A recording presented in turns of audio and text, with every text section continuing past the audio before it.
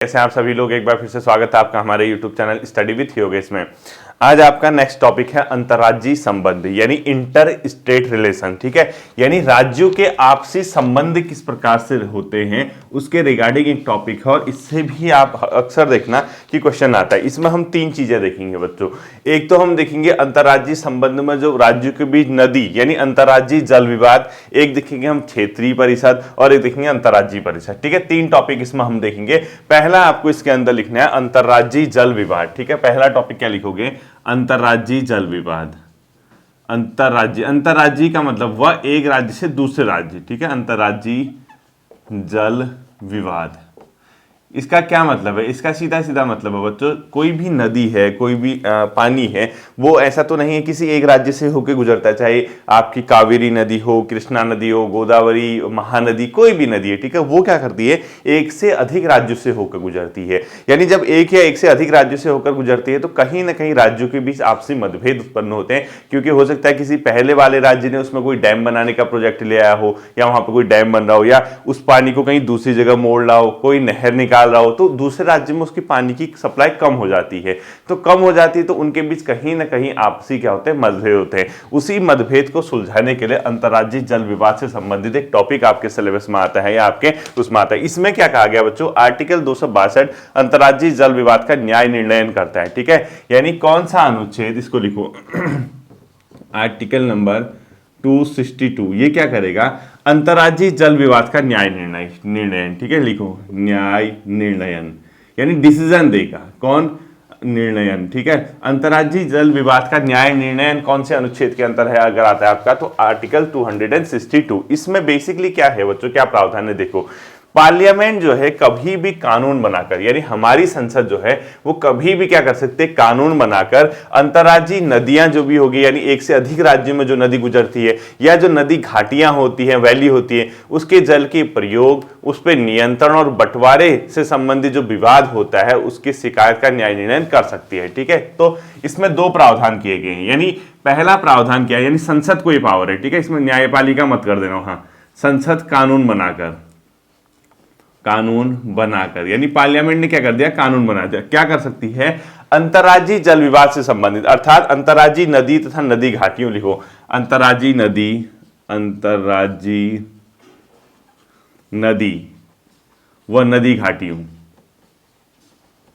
व नदी घाटियों के जल, यानी जो यहाँ जो एक से अधिक राज्य से जो नदी गुजरती है उसके जल के प्रयोग, बंटवारे और नियंत्रण से संबंधित विवाद। ठीक है, नदी घाटियों के जल जल बंटवारे नियंत्रण से संबंधित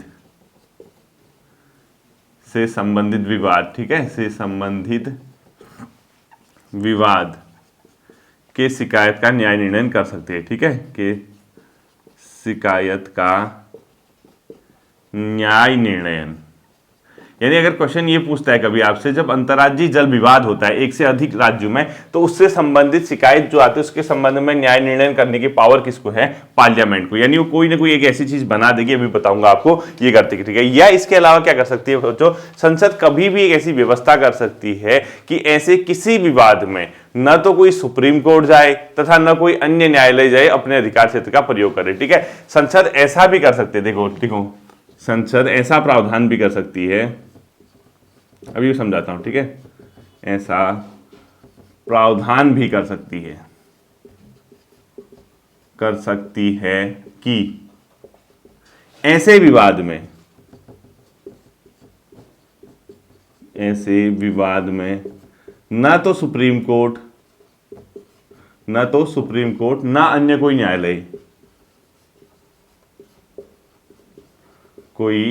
न्यायालय अपने अधिकार क्षेत्र का प्रयोग करे।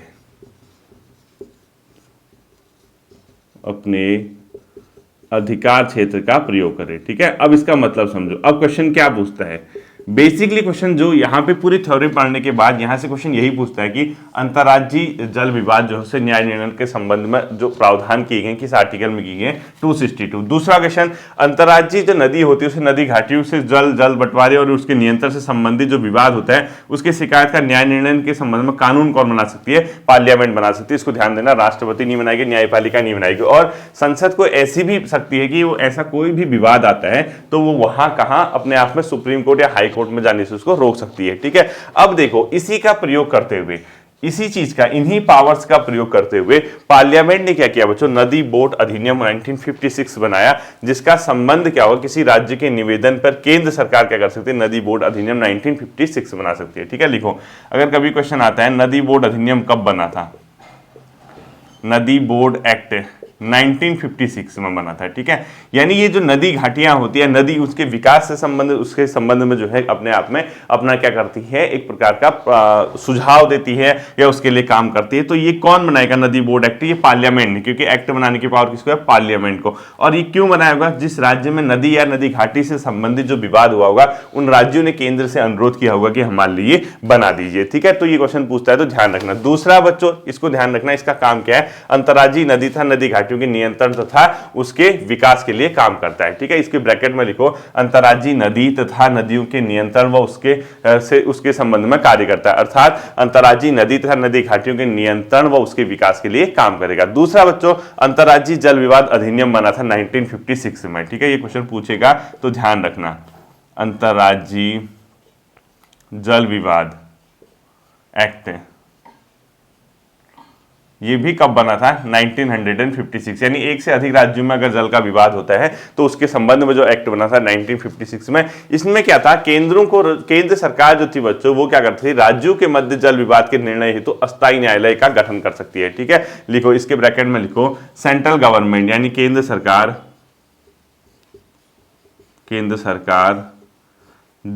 जल विवाद पर, यानी राज्यों के मध्य, ठीक है, किसके मध्य होगा तो समझ ही जाओगे, जल विवाद पर अस्थायी न्यायालय का निर्णय कर सकते, अस्थायी न्यायालय का गठन कर सकती है। इसको ध्यान रखना। और इसको जो अस्थायी न्यायालय होगा बच्चों, ये कौन करेगी? केंद्र सरकार। और इसको बोला गया अपने आप में न्यायाधिकरण या निर्णय, मतलब जो भी न्यायाधिकरण बनेगा इसका निर्णय अंतिम होगा और सभी पक्षों के लिए मान्य होगा और अन्य न्यायालयों के लिए बाहर होगा। ठीक है, ये जो बनाएगा इसका निर्णय अस्थायी न्यायालय, ठीक है, यानी इसको न्यायाधिकरण बोला गया। न्यायाधिकरण का निर्णय अंतिम होगा। पहली चीज आपको ये पता होनी चाहिए, सभी के लिए मान्य होगा, सभी हेतु मान्य होगा, यानी सभी पक्ष इसको मानेंगे जो इसने डिसीजन सुना। अब देखो बेसिकली क्वेश्चन ये पूछता है कौन से आर्टिकल में अंतर्राज्यीय जल विवाद? आपका 262। अंतर्राज्यीय जल विवाद के संबंध में जो विवाद होता है उसके शिकायत का न्याय निर्णय के लिए कानून कौन बनाएगी? पार्लियामेंट बनाएगी। ठीक है, और अन्य हाईकोर्ट या सुप्रीम कोर्ट को इसके अधिकार क्षेत्र से बाहर रखने के पावर है। इसी का प्रयोग करके दो एक्ट बनाए, नदी बोर्ड अधिनियम और नदी अंतर्राज्यीय जल विवाद अधिनियम। और ये जो इसके तहत एक अस्थायी न्यायालय बनती है, यानी न्यायाधिकरण बनता है, जो न्यायालय बनेगा जो इसी विवाद को सुलझाने के लिए किया जाएगा, उसका निर्णय क्या होगा बच्चों? सभी के लिए मान्य होगा। ठीक है, यदि जल विवादों में विधिक अधिकार हेतु मतलब या कोई हित जुड़े हो तो सुप्रीम कोर्ट सुनवाई कर सकता है। ठीक है, यानी अगर कोई ऐसा मैटर जब नदी जल के बंटवारे को लेकर विवाद होता है राज्यों के मध्य, उसमें कोई कानूनी मुद्दा जुड़ा है, विधिक अधिकार किसी का जुड़ा है, वो ये साबित कर दे कि मेरा कानूनी अधिकार उसमें, तब उसमें सुप्रीम कोर्ट क्या कर सकता है? अपना निर्णय दे सकता है। ठीक है, बट ऐसा होता नहीं है बहुत ज्यादा, फिर भी नोट करके लिख लो, यदि अंतर्राज्यीय जल विवाद में विधिक अधिकार हो, यदि जल विवाद लिखो ऐसे, यदि जल विवाद में विधिक अधिकार यानी किसी का कानूनी अधिकार हो, विधिक अधिकार ऑब्लिक हित जुड़े हो, किसी के हित भी जुड़े हो सकते हैं। ठीक है, हित तो सुप्रीम कोर्ट न्याय कर सकते हैं, न्याय निर्णय कर सकता है। ठीक है, यानी सुप्रीम कोर्ट उसमें सुनवाई कर सकता है, इसको ध्यान रखना, यानी सुप्रीम कोर्ट के पास उसमें जा सकता है। ठीक है, सुनवाई कर सकता है, लिख दो सीधे सीधे। अब तक कुल अंतर्राज्यीय जल विवाद जो न्यायाधिकरण गठित हो चुके हैं बच्चों 9 हो चुके हैं 2018 तक। ठीक है, सुप्रीम कोर्ट सुनवाई लिख दो, इसको सुनवाई कर सकता है। ठीक है, तो नीचे करके लिखो, अब तक कुल 9 अंतर्राज्यीय जल विवाद न्यायाधिकरण गठित हो चुके हैं 2018 तक। ठीक है, अब तक कुल 9 अंतर्राज्यीय जल विवाद न्यायाधिकरण गठित हो चुके हैं। ठीक है, कितने हो चुके हैं? अंतर्राज्यीय जल विवाद न्यायाधिकरण, न्यायाधिकरण गठित हो चुके हैं। ठीक है, कब तक हो चुके हैं गठित? 2018 तक। अब लेटेस्ट से चेक कर लेना, ये बहुत मतलब अपने आप में ध्यान रखने वाली बात है। ठीक है, तो अंतर्राज्यीय जल विवाद से संबंधित जो क्वेश्चन है बच्चों इतना ही पूछता है। आपसे जो क्वेश्चन पूछेगा किस अनुच्छेद में है, आप बता दोगे 262 में। ठीक है, दूसरा अगर वो क्वेश्चन ये पूछता है अंतर्राज्यीय जल विवाद से संबंधित शिकायतों के संबंध में कानून या उसके जो भी मैटर है कौन कर सकता है? पार्लियामेंट। दूसरा, अंतर्राज्यीय जल विवादों के संबंध में जो न्यायाधिकरण गठित करते हैं स्थायी न्यायालय, वो भी कौन कर सकती है? Supreme court. उसके निर्णय सभी पक्षों के लिए मान्य होंगे। ठीक है, ऐसे ही 8-9 इन्होंने अभी तक गठित कर चुके हैं। पहला तो ये था। दूसरा है बच्चों अंतर्राज्यीय परिषद, इंटर स्टेट काउंसिल। ठीक है, अंतर्राज्यीय परिषद, ये भी क्या है बच्चों? ये कहीं ना कहीं राज्यों के मध्य, क्योंकि इतनी ज्यादा क्षेत्रीय विविधता है, कानून की सुरक्षा है, सिक्योरिटी के मैटर हैं, सांस्कृतिक और भाषाई या भौगोलिक रूप से विविधता है, हमारे इस देश में बहुत ज़्यादा डाइवर्सिटी है, तो राज्यों के मध्य बेहतर संबंध, एक बेहतर अंडरस्टैंडिंग, एक दूसरे के साथ सहयोग, चाहे कानूनी मामले हो या कोई भी मामले हो, उसी के लिए एक अंतर्राज्यीय परिषदों के गठन का अपने आप में प्रावधान किया गया है भारत के संविधान के अनुच्छेद 263 में, यानी आर्टिकल नंबर 263 में अंतर्राज्यीय परिषदों के गठन का प्रावधान किया गया है। इसको आप लोग ध्यान रखना। ये क्या करता है? राज्यों के मध्य व केंद्र और राज्य के मध्य संबंध से संबंधित है। ठीक है, लिखो राज्यों के आपसी, राज्यों के मध्य यानी कोई दो स्टेट या दो से अधिक स्टेट अथवा राज्य व केंद्र के मध्य, अथवा राज्य व केंद्र के मध्य संबंध से संबंधित है। ठीक है,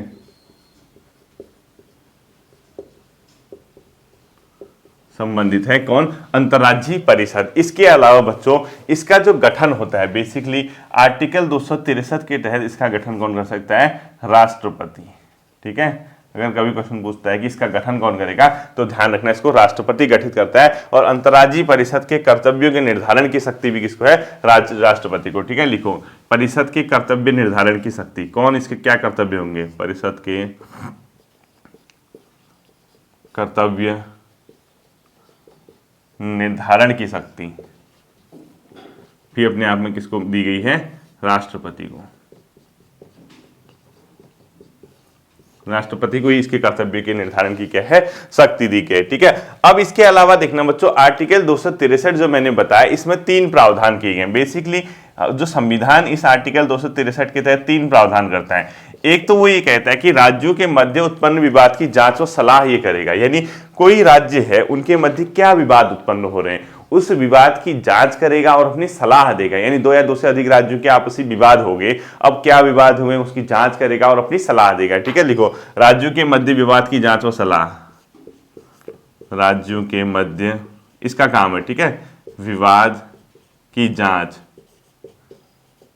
व सलाह, इनके बेसिकली ये काम होते हैं, मतलब ये नाम से ही लग रहा है आपको अंतर्राज्यीय परिषद, क्योंकि राज्यों के मध्य संबंध से संबंधित है। ठीक है, दूसरा बच्चों ये ऐसे विषय जिनमें राज्य अथवा केंद्र तथा राज्यों का समान हित हो, अन्वेषण तथा विचार विमर्श। ठीक है, ये ऐसे सब्जेक्ट देखेगा, लिखो ऐसे विषय चेक करेगा जिसमें राज्यों के,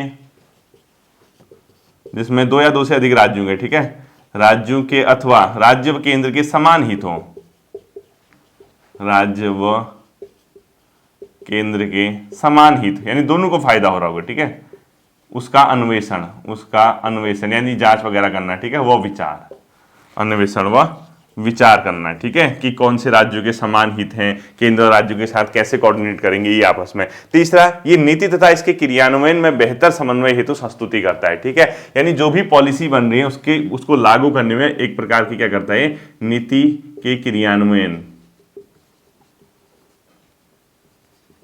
नीति के क्रियान्वयन हेतु क्या करता है, अपनी बेहतर तरीके से सिफारिश करता है, अर्थात नीति के क्रियान्वयन में बेहतर समन्वय हेतु संस्तुति करता है। ठीक है, क्रियान्वयन हेतु बेहतर, नीति के क्रियान्वयन के बेहतर अपने आप में क्या होता है, समन्वयन, यानी अपने आप में ये लिख दो, नीति के क्रियान्वयन के बेहतर संचालन हेतु, यानी नीति के क्रियान्वयन के बेहतर समन्वय हेतु संस्तुति करता है, हेतु संस्तुति कौन करता है? अपने आप में ये जो मतलब ये अंतर्राज्यीय परिषद है, ठीक है। अब देखना बच्चों, बेसिकली इसका जो काम है ये सलाहकारी बॉडी है, ठीक है। इसको मतलब इसका जो काम है ये सलाहकारी बॉडी लिख दो, एक एडवाइजरी बॉडी होगी, ऐसा नहीं कि इसका निर्णय जो है बाध्यकारी हो। ब्रैकेट में लिखो निर्णय बाध्यकारी नहीं, बाध्यकारी नहीं, यानी जो अंतर्राज्यीय परिषद है जो भी अपनी 3 पॉइंटों पे डिसीजन देती है, जो निर्णय लेती है, वो कोई बाध्यकारी नहीं है। इसका नेचर जो है अपने आप में सलाहकारी ही रहता है, ठीक है। अब एक इसके संबंध में बच्चों एक जैसे सरकारिया आयोग बना था, आपने सुना होगा, कई बार क्वेश्चन आता है सरकारिया आयोग का संबंध किससे है। सरकारिया आयोग है बच्चों केंद्र राज्य की आपसी संबंध से संबंधित, ठीक है। तो सरकारिया आयोग 1983 में बना था, उसने इसको मजबूत करने की बात कही थी और इसका नाम बदल के कुछ और रखने की बात की थी। एक पॉइंट लिखो यहाँ पे, सरकारिया आयोग,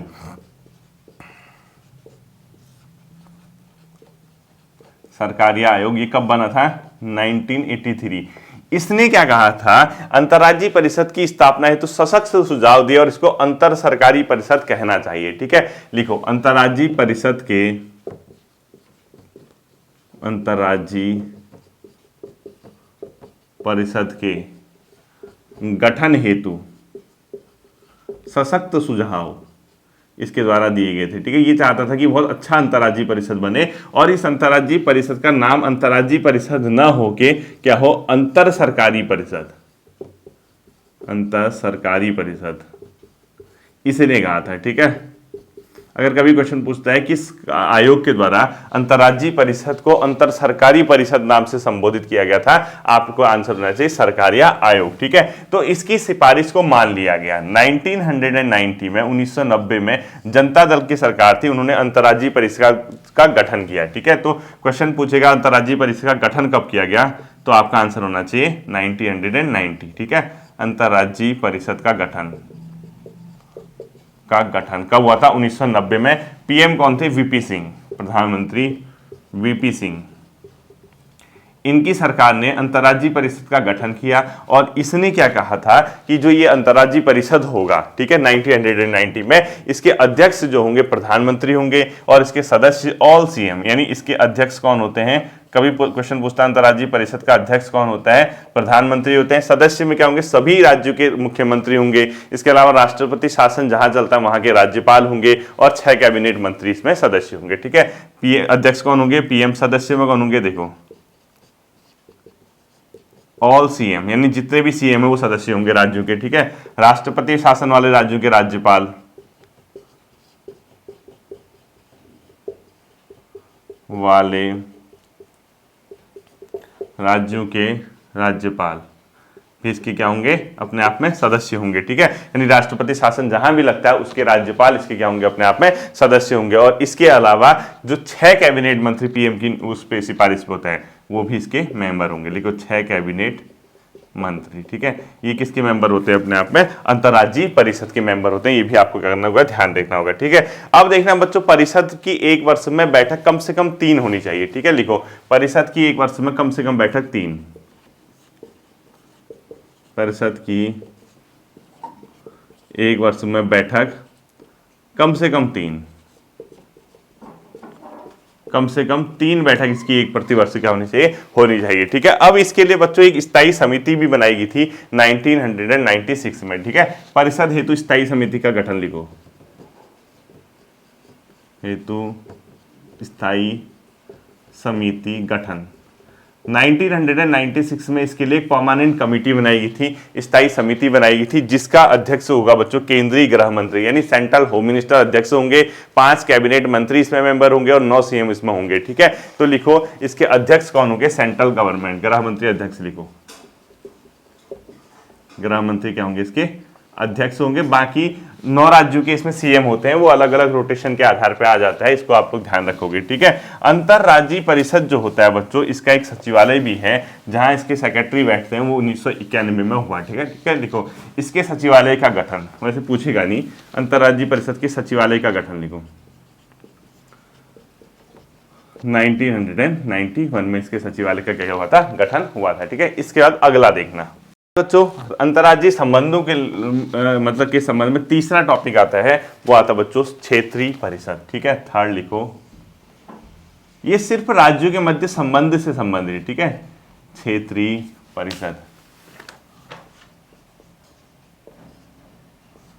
क्षेत्रीय परिषद। नेक्स्ट क्या आता है बच्चों, क्षेत्रीय परिषद आता है, ठीक है। ये बच्चों एक सांविधिक निकाय है, अर्थात इसको संसद के एक्ट के तहत बनाया गया, ठीक है, लिखो ये संवैधानिक नहीं है, ठीक है, सांविधिक। वो दोनों बॉडी क्या थी, ध्यान रखना, इससे पहले की दोनों बॉडी जो मैंने पढ़ाई वो संवैधानिक संस्था थी, कॉन्स्टिट्यूशनल बॉडी थी, ठीक है। कॉन्स्टिट्यूशनल बॉडी का मतलब उसका प्रावधान संविधान में किया गया था, एक 262 में, एक 263 में।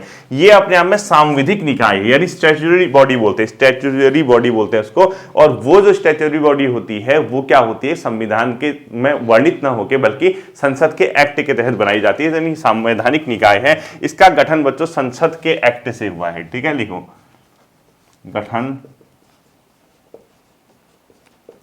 संसद के एक्ट से हुआ है। अब संसद के एक्ट से गठन हुआ है तो ये ध्यान रखना होगा बच्चों, इसको राज्य पुनर्गठन अधिनियम 1956 के तहत ही बनाया गया था, ठीक है। राज्य पुनर्गठन अधिनियम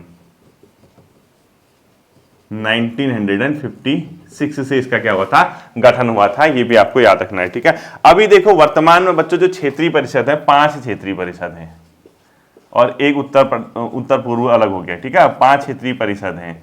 ये 5 क्षेत्रीय परिषद आपको पता होने चाहिए बच्चों। इसमें उत्तर क्षेत्रीय परिषद, पहला लिखो उत्तर क्षेत्रीय परिषद, इसका मुख्यालय दिल्ली में है।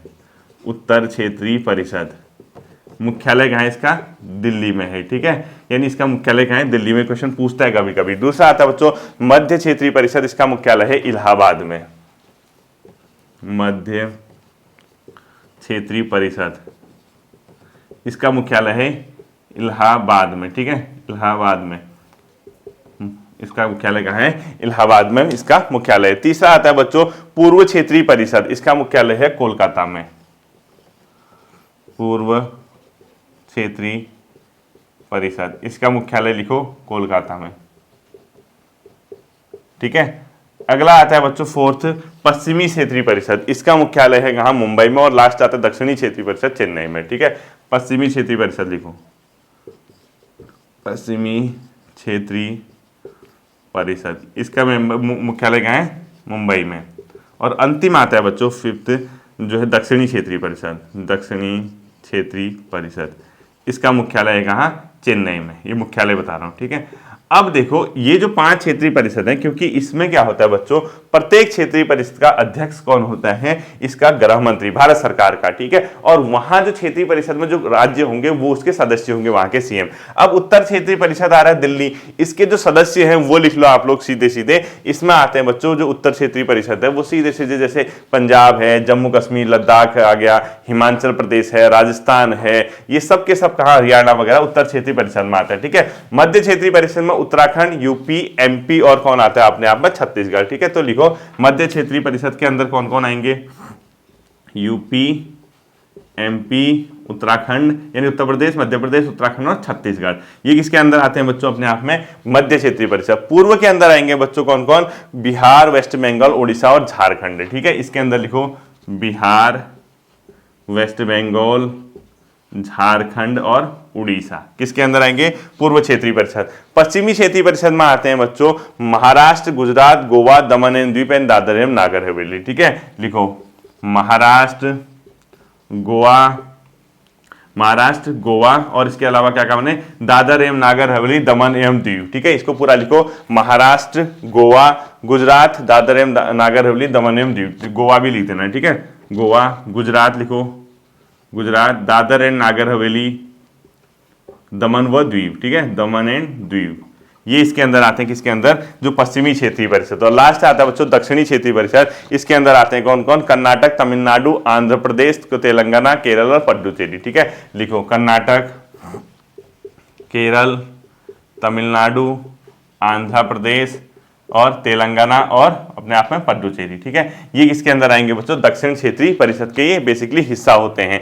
अब देखना जो पूर्वी उत्तर क्षेत्रीय परिषद है पहला वाला, इसके अंदर बाकी स्टेट लिख लो। दिल्ली, इसमें कौन कौन से लिखोगे, जैसे पंजाब लिख दिया आपने, हिमाचल लिख दिया, राजस्थान है, हरियाणा है, दिल्ली खुद हो गया, और कौन से बचे, JNK हो गया, JNK, ठीक है, और लद्दाख हो गया। ये सब के सब देख लेना इसमें कौन कौन है, बाकी बचे हुए, ठीक है। तो अपने आप में ही क्षेत्रीय परिषद होते हैं। अब देखना बच्चों, इनका जो परिषद का अध्यक्ष होता है वो होता है बच्चों गृह मंत्री, सेंट्रल गृह मंत्री। परिषद का अध्यक्ष लिखो, बहुत बार पूछता है क्षेत्रीय परिषद के अध्यक्ष कौन होते हैं, भारत सरकार के गृह मंत्री, ठीक है। जो होम मिनिस्टर होंगे वो इसके अध्यक्ष होंगे, जबकि इसके जो सदस्य होते हैं बच्चों, उपाध्यक्ष क्या होते हैं, सीएम होते हैं, पर मतलब रोटेशन, उपाध्यक्ष भी लिखो, उपाध्यक्ष क्या होगा, सीएम होंगे, जो कि क्या होंगे अपने आप में अपने रोटेशन के आधार पे एक एक वर्ष के लिए, ठीक है। सीएम होंगे एक वर्ष हेतु, एक वर्ष हेतु रोटेशन के आधार पर, रोटेशन बेस्ड होंगे, जो कि एक वर्ष के आधार पे होते हैं, ठीक है। इसको भी याद रखना आप लोग। इसके अलावा सदस्य जो होते हैं बच्चों, गृह मंत्री होंगे, सीएम होंगे, 2 अन्य मंत्री होंगे, वो तो छोड़ दो। अब इसके अलावा एक और परिषद का बाद में गठन किया गया, उसको बोला गया पूर्वोत्तर परिषद। पूर्वोत्तर परिषद, इसका गठन हुआ बच्चों 1971 में। इसमें कौन आते हैं, नॉर्थ ईस्ट के राज्य प्लस सिक्किम, यानी 9 राज्य, 7 8 लोग, 8 आते हैं इसमें, ठीक है। नॉर्थ ईस्ट के राज्य प्लस सिक्किम। नॉर्थ ईस्ट में कौन कौन से आएंगे, असम आएगा, मिजोरम, मेघालय, नागालैंड, अरुणाचल प्रदेश, इसके अलावा जो भी त्रिपुरा और ये जो बसते मणिपुर, ठीक है। इसके अलावा एक सिक्किम आता है। पूर्वोत्तर परिषद का गठन हो गया 1971 में। तो इससे अगर क्वेश्चन पूछता है कि इसका गठन कब हुआ था, इसके अध्यक्ष कौन होते हैं, तो आप इजिली इसको क्या कर लोगे, सॉल्व कर लोगे, ठीक है। ये था आपका बच्चों अंतरराज्यीय संबंध से टॉपिक 3 टॉपिक मैंने आपको कराए। आप लोग इसको अच्छे से एक बार देख लेना, कवर कर लेना, रिवाइज कर लेना, ठीक है। बहुत ज्यादा अनावश्यक नहीं पढ़ना है, लिमिटेड चीजें पढ़नी है, लेकिन जो पढ़ेंगे वो सही से तैयार आप लोगों का हो जाना चाहिए, ठीक है। उम्मीद करता हूं ये टॉपिक आपके समझ में आ गया होगा। आप लोग इसको सही तरीके से रिवाइज कर लेना और 1-2 बार रिवाइज करोगे समझ आ जाएगा, ठीक है। फिर मिलते हैं अगले सेशन पे, अपना ध्यान रखिएगा। Thank you.